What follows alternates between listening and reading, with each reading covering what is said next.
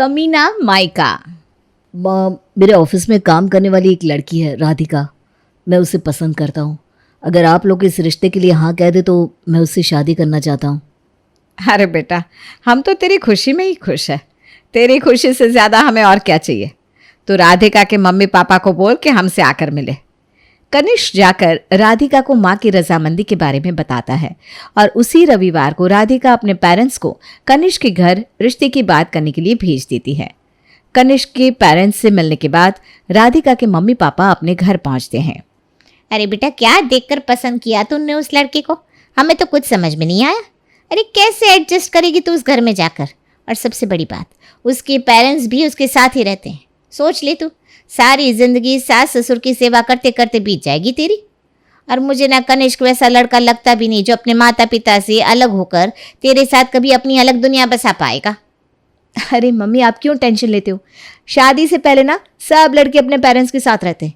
एक बार शादी हो जाने दो, इसके बाद हमारी अपनी अलग दुनिया होगी जिसमें उसके पेरेंट्स के लिए कोई जगह नहीं होगी। और मुझे ना वैसे भी अपनी लाइफ में प्रॉब्लम्स नहीं चाहिए। मैं सुकून से अपनी ज़िंदगी जीना चाहती हूँ। बेटा एक बार सोच ले, कनिष्क चाहे जितना भी अच्छा लड़का हो लेकिन फाइनेंशियली बहुत वीक है। ना तो उसके पेरेंट्स के पास कोई प्रॉपर्टी है, ना ही बिजनेस, ना ही लंबा चौड़ा बैंक बैलेंस। तू सोच समझ के इस लड़के से शादी करना। इस शादी से तुझे कुछ नहीं मिलने वाला। अरे मम्मी, कनिष्क तो है ना, वो तो मुझसे प्यार करता है। और जब खजाने की चाबी मेरे पास है तो खजाना मिलने में कौन सी देर लगने वाली है। सब मैनेज हो जाएगा। और वैसे भी ना आजकल के लड़के बहुत तेज़ और फॉरवर्ड होने लगे। कनिष्क जैसा सीधा साधा लड़का ढूंढ पाना वैसे भी आज की दुनिया में बहुत मुश्किल है। मेरे लिए तो यही ठीक है। आप बस शादी की तैयारी करो, बाकी तो जो होगा देखा जाएगा। जल्दी ही शादी करके राधिका कनिष्क के घर पहुंच जाती है। शादी तो राधिका ने कर ली थी, लेकिन उसके छोटे से 2 कमरे के मकान में गुजारा करना और सास ससुर के साथ रहना राधिका के लिए बहुत मुश्किल हो रहा था। अरे मम्मी, मेरा तो मूड ही खराब हो गया है। कनिष्क का घर तो शुरू होने से पहले ही खत्म हो जाता है। कोई प्राइवेसी नहीं है इस घर में। कमरे से बाहर निकलो तो सामने ही सास ससुर नजर आ जाते हैं। ऐसा लगता है 24 घंटे सीसीटीवी कैमरा लगाओ मेरे सिर पर। जोर से सांस भी ले लो ना तो वो भी सास को पता चल जाता है। शादी से पहले तुझे यही बात समझा रही थी ना मैं, तब तो तुझे बस कनिष्क कनिष्क नजर आ रहा था। तब माँ की बातें थोड़ी ना समझ में आ रही थी। अब भुगत। माँ, एक तो मैं आपको अपनी प्रॉब्लम बता रही हूँ, ऊपर से आप मुझे ही डांट रही हो। कोई सोल्यूशन तो बता दी नहीं हो। अब सोल्यूशन तो यही हो सकता है ना कि उस मकान को बेचकर कहीं ढंग का मकान ले लो, जहाँ कम से कम सांस लेने भर की जगह हो। डिब्बे जितने घर में कहाँ गुजारा है तुम सबका। बल्कि मैं तो कहती हूँ तू कनिष्क से बात कर। तेरे सास ससुर तो यहाँ रह ही रहे, तुम दोनों कहीं और शिफ्ट हो जाओ।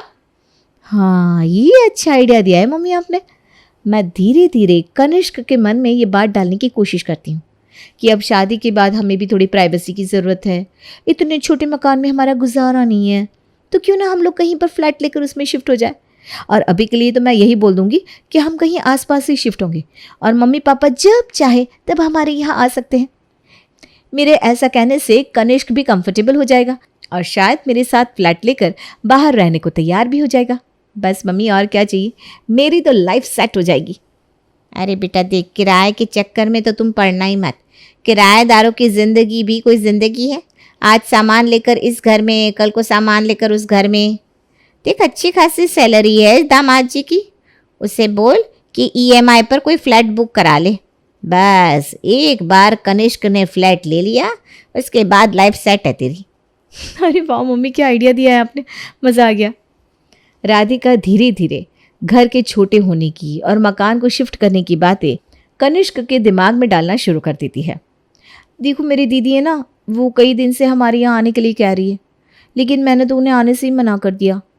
अरे क्यों भाई, क्यों मना कर दिया तुमने अपनी दीदी को आने से? तुम्हें उनके आने से क्या दिक्कत है? अरे मुझे क्या दिक्कत होने लगी, मेरी दीदी है वो।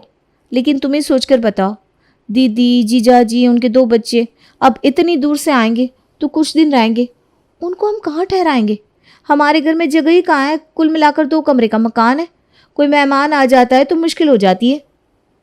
अब देखो राधिका, मेहमानों के लिए घर तो नहीं बदल सकते ना, जो है सो है। वैसे हम इतने साल से इसमें गुजारा कर रहे हैं, मेहमानों को भी करना पड़ेगा। अब तुम क्या चाह रही हो? तुम्हारी दीदी जीजाजी को घर बुलाने के लिए मैं महल खरीद लूँ? अरे वो मतलब नहीं था मेरा। मैंने कब कहा कि तुम महल खरीद लो?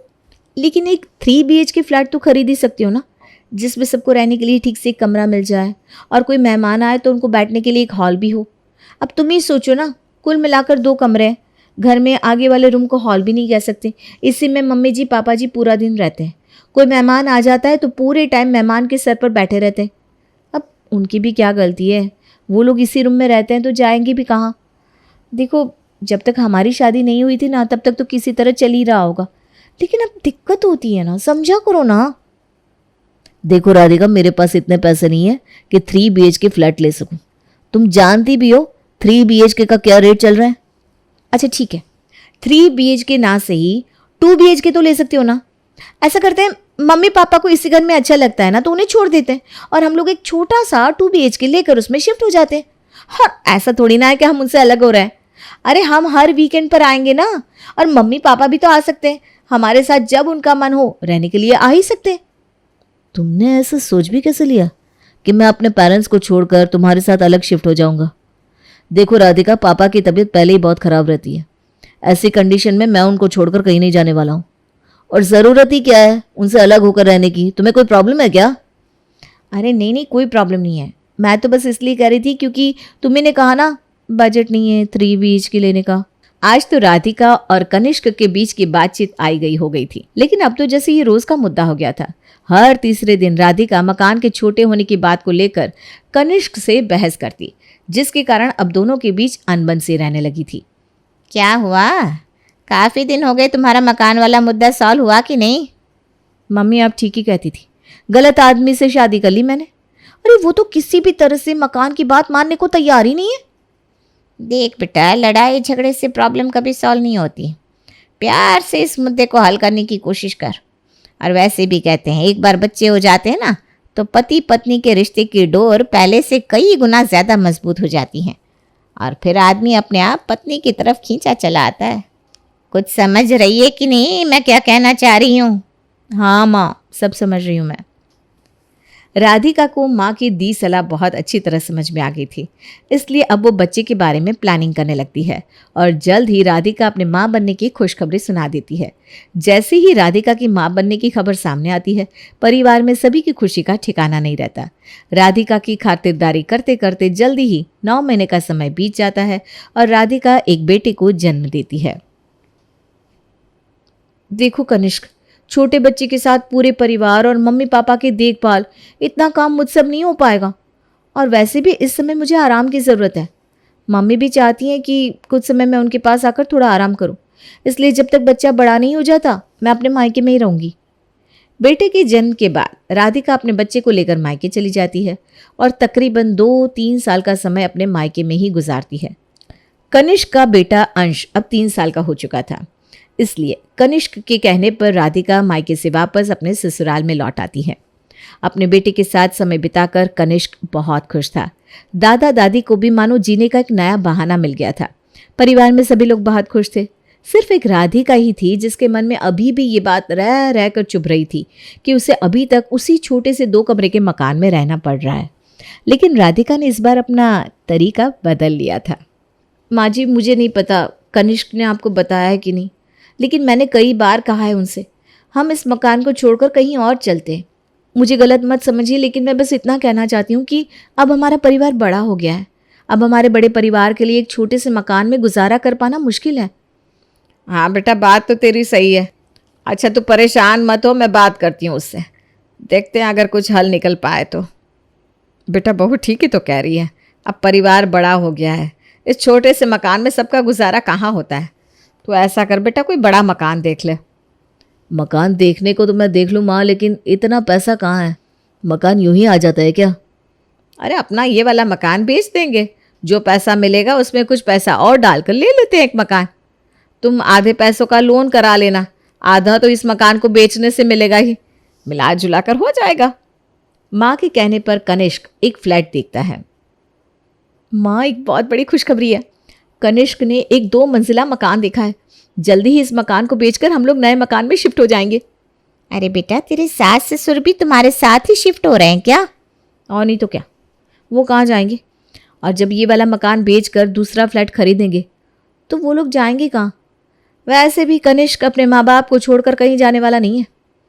चल, तेरे सास ससुर को तो बाद में देख लेंगे, पहले तू ये बता कि मकान किसके नाम पर ले रहे हो? अरे माँ, ये तो सोचा ही नहीं। लोन कनिष्क के नाम पर हो रहा है तो उसी के नाम पर लेंगे शायद। अरे बड़ी बेवकूफ़ है तू। तुझे पहले ही पता है कि तेरा पति माँ के पल्लू से बंधा रहने वाला आदमी है। कल को अगर उसकी माँ ने कह दिया कि तुझे घर से बाहर निकाल दो तो कहाँ जाएगी तू अपने बच्चों को लेकर? समझदारी दिखा, और ये नया वाला मकान ना मीठी बनकर अपने नाम पर करवा ले। और वैसे भी सरकार औरतों के नाम पर रजिस्ट्री में छूट देती है। पैसे बचाने के लिए कनिष्क तैयार भी हो जाएगा। एक बार तू मालकिन बन जा, फिर देख कैसे कनिष्क की माँ तेरे आगे पीछे दुम हिलाती है। मैं तो कहती हूँ ज़रूरत ही क्या है इतनी भीड़ भाड़ में रहने की। निकाल बाहर कर सास ससुर को और अपनी 2 मंजिला मकान में मज़े करना। माँ की बात मानकर राधिका नया मकान अपने नाम करवा लेती है। कुछ रुपए बचाने के लिए कनिष्क ने अपने माता पिता और अपने जीवन भर की पूंजी राधिका के हाथ में सौंप दी थी। जब से राधिका मकान की मालकिन बनी थी, धीरे धीरे उसके तेवर बदलने लगे थे। अरे माँ जी, क्या है ये? पूरा घर इतना गंदा पड़ा हुआ है, आपको दिखाई नहीं देता क्या? पूरा दिन खाली तो बैठी रहती हैं आप। थोड़ा हाथ पैर हिलाकर घर के कामों में मदद कराया कीजिए। और देखिए, ये मेरा घर है, मैं नहीं चाहती कि ये भी आपके उस पुराने घर की तरफ बिखरा हुआ नजर आए। अरे बेटा, नाराज क्यों हो रही है? तो चिंता मत कर, मैं भी कर दूंगी। शाम के समय। क्या बात है माँ, आजकल आप बहुत उदास नजर आती हो, कुछ बात हुई है क्या? अरे कुछ बात नहीं हुई है बेटा, बस वैसे ही। अरे ये क्या बताएंगी, मैं बताती हूँ ना। ज़रा सी घर के कामों में हेल्प क्या मांग ली मैंने, इन्होंने आज अंश को चांटा मार दिया।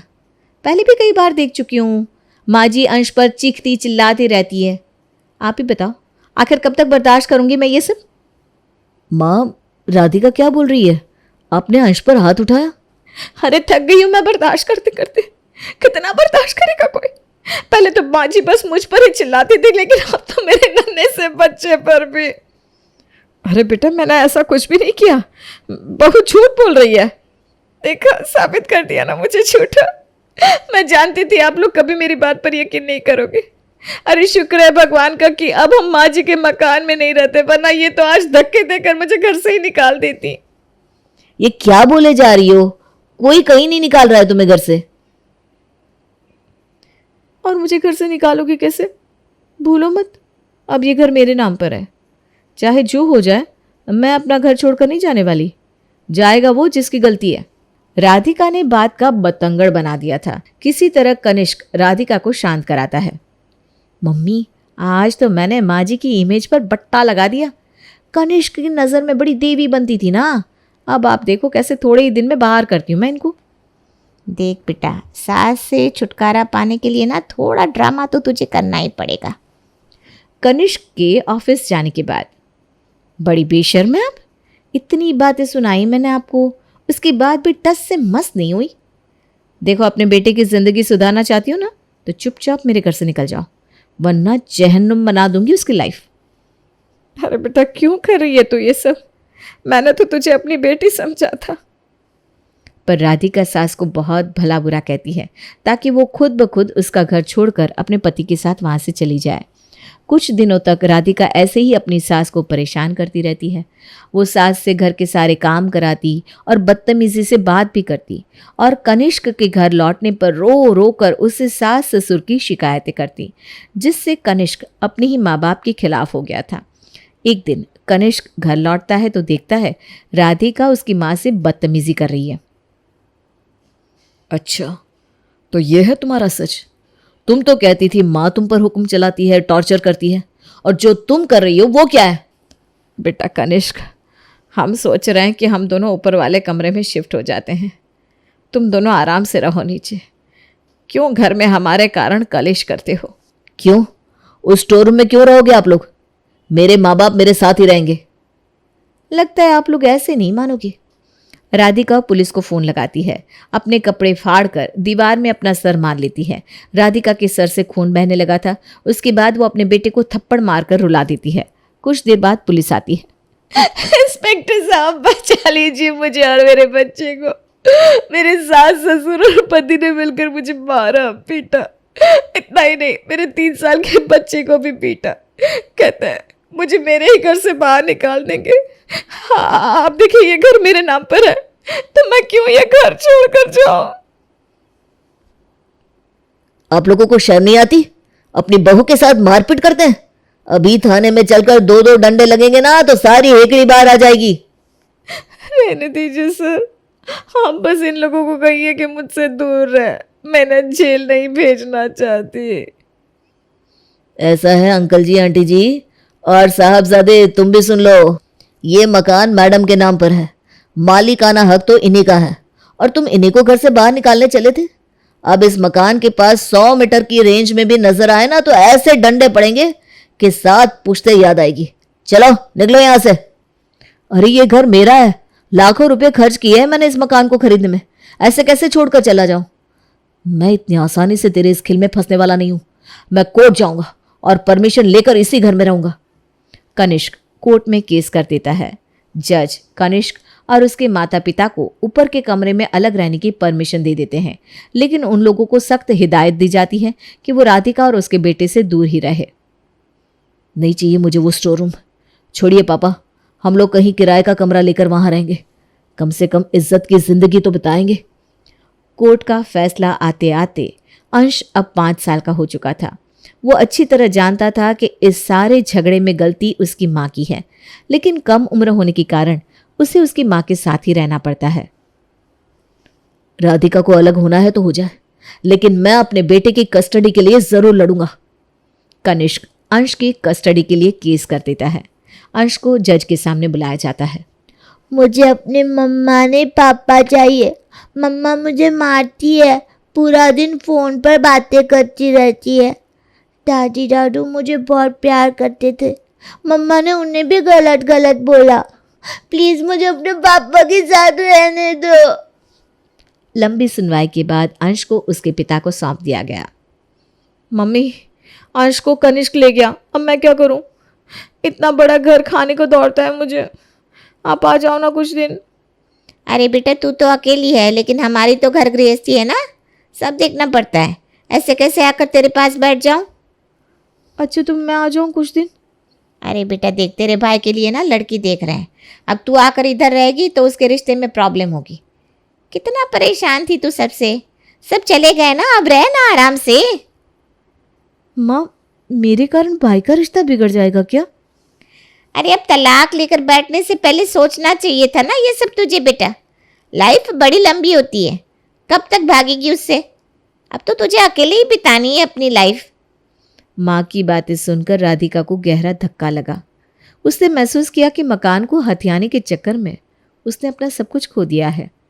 आज उसके पास अपना कहलाने को कोई नहीं था, बस था तो वो 2 मंजिला मकान जिसके सन्नाटे से अब उसे डर लग रहा था।